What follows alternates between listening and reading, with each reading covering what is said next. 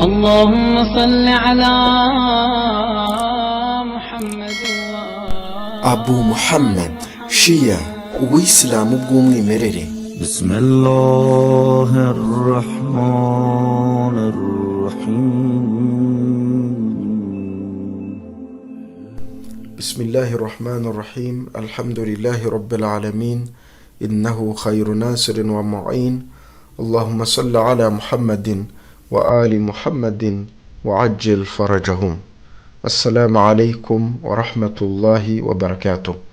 benshi tumenyereye ko ibiyobyabwenge ari inzoga n'itabi, yewe tukanagerageza kubirwanya twivuye inyuma, ariko nyamara niba utegereza neza urasanga iterambere mu by'ikoranabuhanga rya internet ryagiye rituzanira ubundi bwoko bushya butandukanye bw'ibiyobyabwenge, ku buryo turamutse tuvuze ko amazi atakiri yayandi ntaho twaba twibeshye. Uyu munsi haravugwa indi nkuru, ikiyobyabwenge kibanga benshi badakunze kwaturira mu ruhame, ikiyobyabwenge gihenze cyane, ariko kandi hamwe n'ibyo kikaba kigurwa, kigaterwa inkunga, kikamamazwa n'abantu b'ingeri zose mu buryo bumwe cyangwa se ubundi. Rimwe na rimwe ugasanga nta nubwo banasobanukiwe ibyo barimo gukora, baba abakene, abakire, abize, abatarize, abanyedini n'abayoboke babo, abato, abakuru, abasaza, ongeraho abakecuru, zana abasore, inkumi. Ni ukuvuga ngo mu by'ukuri ni ikiyobyabwenge cyayogoje cyangwa se kigaruriye imbaga nyamwinshi kuri urwo rwego. Ikiyobyabwenge cya porono, benshi mu bakunzi bacyo usanga bagitsinda bakacyita ngo ni agafilime k'abakuru, ariko nyamara ibingibi ni ukujijisha. Bisa nkaho abato ntabwo bakemerewe, abakuru nibo bakemerewe. Subhanallah, ibi ntabwo ari byo, birapfuye, ni ukuyobya abantu. Ndabinyuzamo umurongo utukura. Imana nyagasani Allah subhanahu wa ta'ala mu gitabo cyayo gitagatifu cya Qur'an iravuga iti qul lil mu'minina yaghuddu min absarihim, bwira abemeramana b'igitsina gabo bubika amaso yabo igihe bageze imbere ya bya bindi batemerewe kuba barebesha ayo maso. Imana igakomeza wa qul lil mu'minati yaghuddna min absarihinna, yewe ntumwa y'Imana bwira n'abemeramana b'igitsina gore nabo bubika amaso yabo igihe bageze imbere ya bya bindi Imana itabemerera kureba. Ni ukuvuga ngo hari ibyo amaso yacu atemerewe kurebeshwa. Uko nguko niko Imana ibigena. Wabifata gutyo cyangwa se wabihakana, wabyishimira cyangwa se bitakunezeza, menya ko hari uko nguko bimeze, ntacyo ushobora kubihinduraho. Imana igena ko hari ibyo twemerewe kurebesha amaso yacu, hari n'ibyo tutemerewe kuba twayarebesha. Umuyisilamu muzima, umunyarwanda w'icyerekezo, ntiyakaba yarebesha amaso ye buri kimwe cyose ikitamufitiye akamaro muri ino si na nyuma yo gupfa kwe. Buriya cya kindi ujya kureba ukibeta ukaba udashobora kukirebana n'abandi, ntiwifurize uwawe kuba yakireba bitewe n'uko ubwacyo giteye, bitewe n'icyo ari cyo, nta yindi mpamvu iri ku ruhande ibikubuza ituma witwara utyo. Muvandimwe wanjye, menya ngo nuko icyo kintu gifite ikibazo, si icyo kurebwa. Ubundi mu Buyisilamu kureba igitsina cya mugenzi wawe yewe no kucyerekana ni ikizira imbere y'Imana, biraziririjwe. Ariko uyu munsi hari abatareba ibitsina bya bagenzi babo live, bakirirwa babirebera kuri internet. Mu Buyisilamu nubwo umugabo yemerewe kuba yagira abagore barenze umwe, ariko ntiyemerewe kuba yakorana nabo imibonano icyarimwe.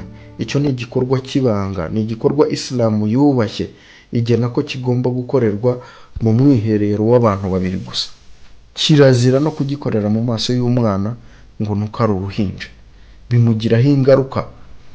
Muri zimwe mu mvugo tubwirwa ko uwo mwana ashobora gukura ari umuntu ukunda ubusambanyi cyane, ariko si uyu munsi bimeze bite? Abantu barakorera imibonano mpuzabitsina ku mbuga nkoranyambaga, abandi nabo bagakoma amashyi, bakabaha imbaraga, bakabashyigikira, bakababera abafatabuguzi mu buryo bumwe cyangwa se ubundi. Udufaranga twose ashyize muri telefone akatumarira mu gutera inkunga ubusambanyi no kubikwirakwiza nyamara mu buryo atazi. Bavandimwe, kureba porono ni igikorwa gikoze isoni, by'umwihariko ku bayisilamu ni haramu, igikorwa kizira. Intumwa y'Imana Muhammad sallallahu alayhi wa sallam yaravuze iti: man mala'a aynayhi min imra'atin haraman, uwo ari wese ufashe amaso ye akayuzuza amafoto y'abantu bambaye ubusa aziririjwe kuba yareba, hashahum Allahu ta'ala yawma al-qiyama bimasamiri minan nar, Imana nyagasani izamuzura ku munsi w'imperuka muri ayo maso ye harimo imisumari igurumana. Wa hashahuma naran hatta yaqdi bayna an-nas thumma yu'maru bihi ila an-nar, azakomeza kuguma aho ngaho ku munsi w'imperuka mu amaso ye abiri yuzuyemo imisumari igurumana, Imana nyagasani icire imanza abandi bantu bose basigaye, hanyuma nimara kubasoza yahereye karagurumana itegeka iti uyu nguyu nashyirwe mu muriro utazima. Iyi ni hadithi igaragara mu gitabo Thawabul Amal wa Iqabul Amal cya Sheikh Saduq, page ya 286. Mu by'ukuri uwavuga ko kureba porono nta nyungu irimo ntago yaba yibeshye. Uretse kwanduza amaso yawe uyandurisha iby'Imana nyagasani yabujije ko birebwa, uretse kumara kuyireba ukaba wakwishora mu yandi mahano biturutse ku irari ubyukije muri wowe, nta kindi kiva mu kureba porono. Uyu munsi iyo twumva ubusambanyi, iyo twumva ubutinganyi, gufata ku ngufu, kwimya amatungo, hari abasigaye babikora. Ejo bundi numvisha umuntu wimije intama, umuntu w'umugabo rwose wubatse arayimya ngo kugeza ishizemo umwuka.